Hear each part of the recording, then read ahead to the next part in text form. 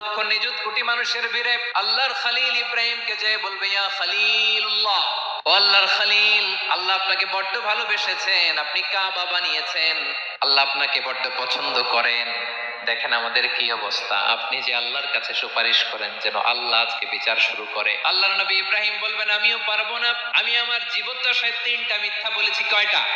আসলে মিথ্যা না, একটু টুইস্ট করে কৌশল করে কথা বলেছিলেন, ওইটাকে হাদিসে মিথ্যা বলা হয়েছে। আমি জীবনে 3টা মিথ্যা বলেছি, জীবন বাঁচানোর তাগিদে কৌশল করে 3টা কথা বলেছি। আজকের এই কঠিন ময়দানে আল্লাহ যদি ওই 3টা কথার ব্যাপারে জিজ্ঞেস করে, লজ্জায় আমি মাথা দেখাতে পারবো না, আমিও পারবো না, আমিও পারবো না। আজকে আল্লাহ এত রেগে আছে, আগে কখনো এত রাগে নাই, পরেও রাখবে না। তোমরা সবাই মিলে বনি ইসরাইলের নবী মুসা আলাইহিস সালামের কাছে যাও। সবাই এবার যাবে মুসা আলাইহিস সালামের কাছে, যেয়ে বলবে, ইয়া নবী আল্লাহ মুসা, আপনি ছিলেন কালিমুল্লাহ, আল্লাহর সাথে সরাসরি কথা বলতেন, রব্বুল আলামিন আপনাকে তাওরাত কিতাব দিয়েছেন, আপনি যে একটু সুপারিশ করেন। আল্লাহর নবী মুসা বলবেন, মাফ করো, আমিও পারবো না, আমি দুনিয়ার বুকে ভুল করে একটা মানুষকে মেরে ফেলেছি।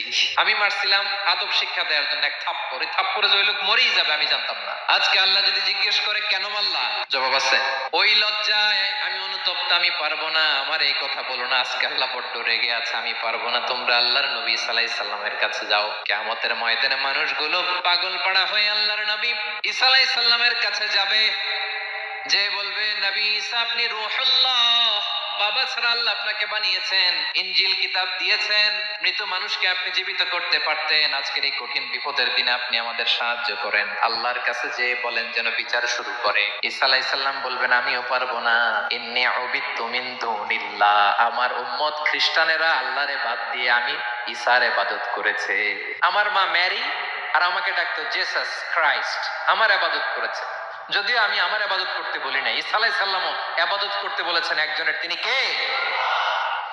আল্লাহর নবী ঈসা আলাইহিস সালাম বলবেন, আমিও পারবো না, আজকে আল্লাহ অনেক রেগে আছে, আমি পারবো না। তবে একটা পরামর্শ দিতে পারি, একটা সাজেশন দিতে পারি। আজকের দিনে এই কঠিন মুসিবতের কালে, এই কঠিন সময়ে কেউ আল্লাহর দরবারে দাঁড়িয়ে একটা টু শব্দ করার ক্ষমতা কারো নাই, একমাত্র আখিরি জামানার পয়গম্বর বিশ্বনবী মুহাম্মদুর রাসূলুল্লাহ ছাড়া।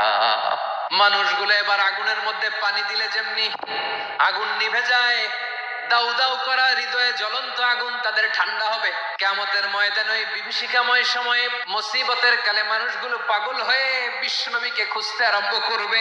সবাই মিলে বিশ্বনবীর কাছে যেয়ে বলবে, ইয়া রাহমাতাল লিল আলামিন, ইয়া খাতামান নবীন, রাহমাতাল লিল আলামিন।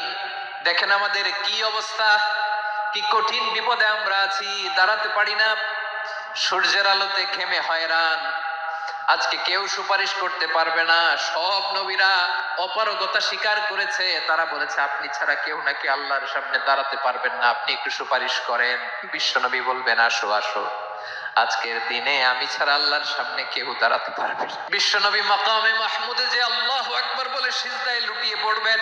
আল্লাহ রাব্বুল আলামিন বিশ্বনবীকে এমন কিছু চমৎকার শব্দ শিখাবেন, ওই শব্দগুলো দিয়ে আল্লাহর প্রশংসা করে বিশ্বনবী কাঁদতে আরম্ভ করবেন।